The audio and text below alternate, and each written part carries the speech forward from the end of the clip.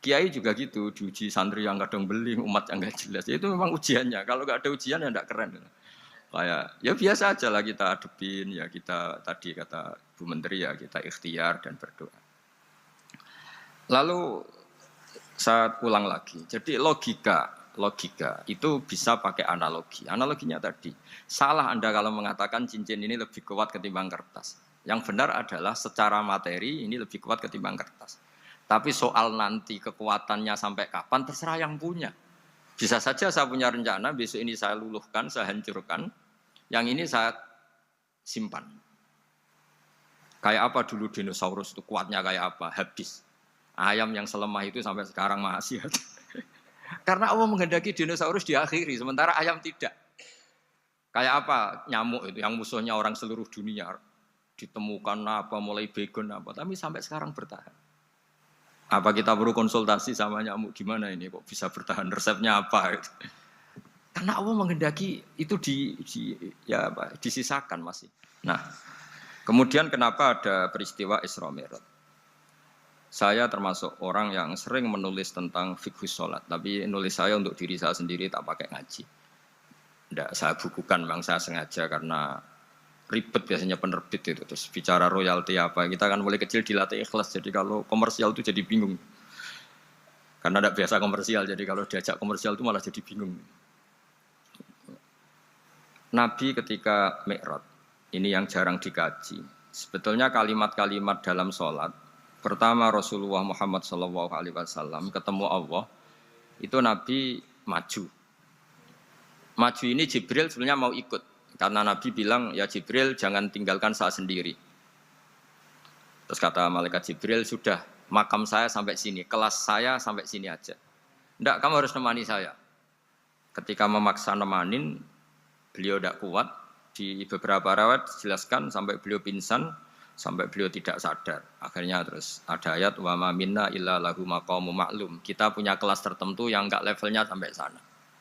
Akhirnya Nabi masuk wilayah itu, area itu, dan Nabi ngendikan at-tahiyatul mubarakatus sholawatut thayyibatulillah. Kira-kira maknanya semua kehormatan, semua kebaikan, semua yang bersembah suci itu milik Allah Ta'ala.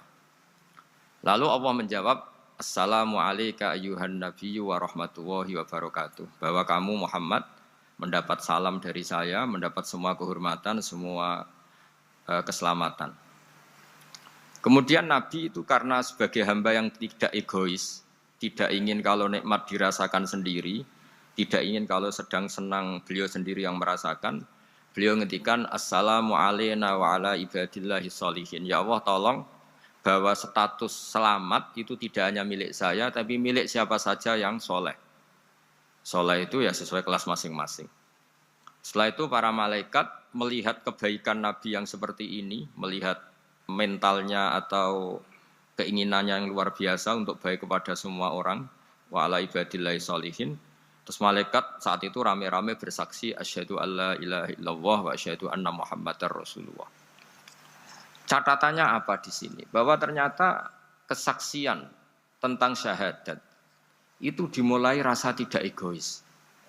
Merasa bahwa rahmat ini harus dirasakan semua orang. Wa ma arsalnaka illa rahmatan lil alamin. Jadi rahmat ini harus dirasakan banyak orang.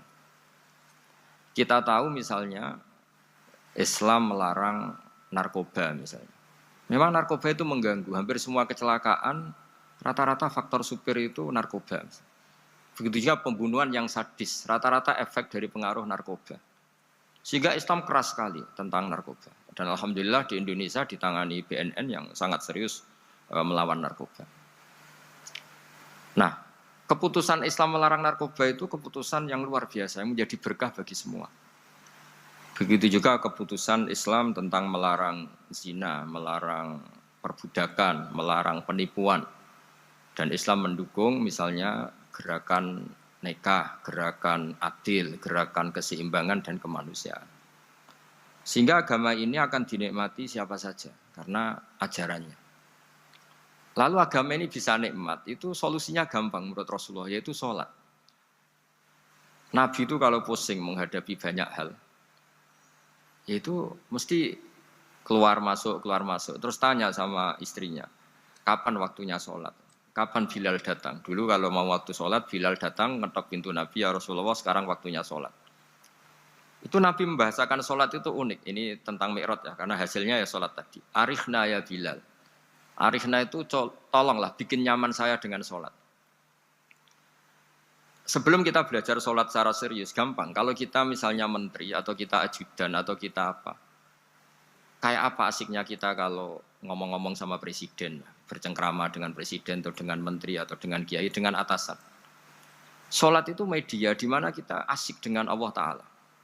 Kalau kita bisa asik dengan atasan yang manusia, apalagi ini asik dengan Allah Subhanahu wa ta'ala. Sehingga kita harus malu kalau sholat tidak asik. Kita ketemu orang yang kita hormati saja asik, masa ini ketemu Allah Ta'ala tidak asik. Sehingga dulu, bawaannya orang dulu itu kalau sholat, untuk tidak cepat itu harus diperintah.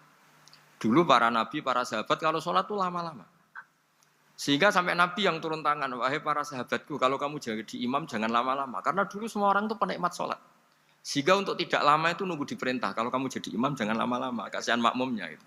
Nah sekarang alhamdulillah tanpa dilarang sudah cepat semua. Ini sudah ada kemajuan, ini sudah maju sekali ini. Enggak usah dilarang sudah cepat. Dulu itu saking asiknya orang sholat. Untuk supaya agak cepat itu harus ada perintah dari Nabi. Kalau kamu jadi imam jangan lama-lama. Nah kita kalau sedang pas baiklah, pas waras lah kira-kira gitu. Kalau bahasa orang Pantura, saya ini orang Pantura. Jadi kalau ngomong lebih keras, lebih vulgar. Normalnya orang sholat itu tidak bisa ngakhiri. Normalnya, saya ulang lagi, normalnya orang sholat itu tidak bisa ngakhiri. Karena ketemu zat yang kita cintai. Kita kalau ketemu orang yang kita hormati, yang kita cintai, itu nggak bisa ngakhiri. Misalnya mungkin anak muda, contohnya ketemu pacar, tidak bisa ngakhiri. Kita kangen sama temen, jagong, tidak bisa ngakhiri, karena asik. Nah ini ketemu Allah yang dipuja-puja, dipuji-puji, kemudian cepat ingin ngakhiri. Jadi ini kita agak aneh. Makanya normalnya orang sholat itu tidak bisa ngakhiri. Dan itu normal. Sehingga dulu ketika Sayyidina Umar itu ditikam sama satu benda yang kayak pancing itu. Panah itu kan kayak pancing ya. Jadi kalau masuk cepat tapi nariknya susah. Karena ada grendelnya. Itu tiap ditarik sakit, tiap ditarik sakit. Dan beliau bilang, nanti setelah saya sholat tarik. Beliau sholat, nyaman. Ditarik itu enggak gerak sama sekali. Karena dia sudah istighraq billah. Sudah nyaman dengan Allah sehingga ditarik itu enggak kerasa. Dulu di daerah sini masih keluarga kita lah, masih keluarga kita semua. Ada seorang wali jadi imam masjid. Itu di PHK sama takmirnya. Karena ketika sujud dia asik terus lama sekali. Sampai 30 menit. Sampai santrinya bilang, "Mbah, sampun, Mbah, sampun." Setelah itu rapat dihentikan. Ditanya, "Kenapa Mbah sujud begitu?" Saya tidak bisa mengakhiri orang nikmati sujud kemudian ingin berhenti. Nah, Sayyid Ali Zainal Abidin yang populer, cucunya Rasulullah SAW, anaknya Sayyid Husain, putranya Sayyid Husain. Itu bapak saya kalau cerita, beliau itu sebetulnya sholat itu hanya ingin 2 rakaat. Setelah sholat 2 rakaat, ya Allah sebagai hadiah, nikmat saya sholat 2 rakaat karena asik dengan engkau, saya akan syukur lagi sholat 2 rakaat. Akhirnya ketika nikmati sholat, dia sholat lagi 2 rakaat sampai akhirnya 1000 rakaat. Itu tanpa rasa capek, karena merasa keasikan. Masa momen seasik ini kemudian saya tinggalkan ya Allah. Akhirnya sholat lagi. Sehingga ada seorang wali ditanya, "Kamu ingin masuk surga?" Tanya, "Di surga ada sholat enggak?" Enggak ada kan. Wah kalau enggak ada sholat saya enggak masuk surga. Terus dibilang, "Ya sholat aja." Terus dia mau masuk surga. Kalau kita akan kebalikan, kita ini masuk surga itu sebetulnya kita ngawur sekali. Ngawurnya adalah, hore masuk surga, tidak ada sholat lagi, tidak ada puasa lagi. Jadi ini kan, kita ini jadi makhluk yang aneh. Jadi kita ini masuk surga senang karena sudah ada kewajiban apa? Sholat. Jadi ini agak aneh. Sesuatu yang menjadikan kita masuk surga, tapi sesuatu yang kita benci setelah masuk surga. Asiklah di surga karena tidak ada sholat. Nah, apapun kondisi kita harus latihan. Harus latihan kita entah seberapa kadarnya ingin niru Rasulullah SAW ketika ngendikan wa qurratu aini fi sholat. Nyamanku, hatiku tentram kalau saya pas sholat. Sehingga tadi sudah saya katakan tadi. Dulu itu untuk menghentikan sholat itu susah. Sampai Rasulullah sendiri yang merintahkan, "Hei para imam kalau sholat jangan lama-lama." Kalau sekarang, andai kan Nabi hidup di zaman sekarang pasti tidak ada pengumuman itu. Karena semuanya sudah cepat, ya. Malah super kilat itu. Ada yang terawih 20 rakaat hanya berapa? 8 menit dulu. Itu kan 7 menit. Itu. Nah kalau sampean tanya saya, kenapa sholat begitu asik? Yaitu tadi kita diajari analogi. Analogi itu ya kias. Jika kita bisa asik ngomong sama orang yang kita cintai, bisa orang tua, bisa anak, bisa cucu, itu rasanya mengakhiri itu nggak bisa. Karena bawaannya asik. Apalagi ini kita munajat, bercengkrama dengan zat yang kita butuhkan sebelum kita ada, sampai setelah kita ada, sampai setelah kita tidak ada. Kita semua akan hasbunallah wa ni'mal wakil. Sehingga dulu bawaannya orang dulu itu, saya cerita sedikit. Ada orang mau meninggal, namanya Umar bin Abdul Aziz, itu Khomisul Khulafa, orang yang terkenal adil. Ketika mau meninggal, senangnya bukan main. Ditanya, kenapa engkau senang? Memangnya kalau saya mati mau kemana? Ketika saya hidup dengan segala nikmat itu ya karena Allah Ta'ala. Saya nanti mati ke zat yang sama. Dikelola oleh zat yang sama, yaitu Ar-Rahman Rahim. Dulu saya disayangi Allah, paling setelah mati juga disayangi Allah. Karena yang jadi Tuhan setelah mati, Tuhan yang sama ketika di dunia, yaitu Rahman Rahim. Cerita legenda yang lebih dasar dari itu, masyhur itu Jalaluddin Ar-Rumi. Ketika dia mau meninggal, semua muridnya nangis, beliau marah. Kenapa kamu menangis? Ya karena guru mau meninggal. Kamu itu ngawur sekali. Saya ini sudah lama menunggu hari seperti ini, bisa ketemu zat yang saya cintai, malah kamu menangis. Ayo kamu nari sebagai pesta kematian saya. Tapi ini nggak bisa ditiru ya, karena kalau kita niru, nggak usah dilarang juga nggak bisa niru kayak gitu. Cuma saya maklumatkan jangan ditiru, meskipun nggak usah dilarang juga nggak akan bisa niru. Sehingga orang-orang dulu itu bawaan kalau mau kabundut itu ya asik. Rasulullah Shallallahu Alaihi Wasallam ketika mau wafat, intaqala ila rafiqil a'la, itu ditanya sama istri-istrinya, lalu engkau mau kemana? Kata Nabi, sebelum sekian hari, beliau setiap khutbah ngendikan, ini ada hamba yang disuruh milih Allah antara di dunia dan bertemu Allah.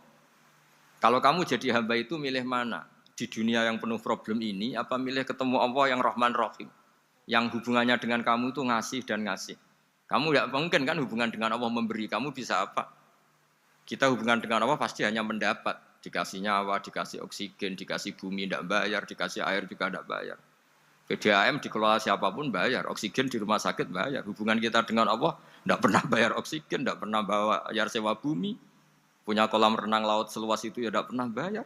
Udah gitu kolam renangnya menghasilkan ikan. Kalau kita kan semuanya utang jasa sama Allah, dan reputasi Allah itu dengan kita hanya memberi, tidak pernah meminta. Akhirnya hubungan-hubungan inilah yang menjadikan terus. Semua sahabat jawab, ya kalau kita jadi hamba itu pasti milih Allah lah. Jadi Nabi itu saking pinternya orang, supaya orang siap dengan keberangkatan beliau itu, dibikin satu taksis, satu apa, kalau orang Jawa bilang itu, dikai persemon, dikai mukaddimah. Supaya orang-orang itu siap kalau Nabi ngendikan. Kalau kamu seorang hamba disuruh ketemu Allah sama hidup di dunia yang fana ini, milih mana? Ya milih ketemu Allah. Ketika akhirnya Rasulullah wafat, ternyata orang itu adalah Rasulullah. Ya akhirnya sahabat bilang, ya iyalah masa dengan kita sama Allah milih ketemu kita, pasti milih ketemu Allah. Nah, sholat itu mi'rajul mu'min, sholat itu adalah cara seperti itu.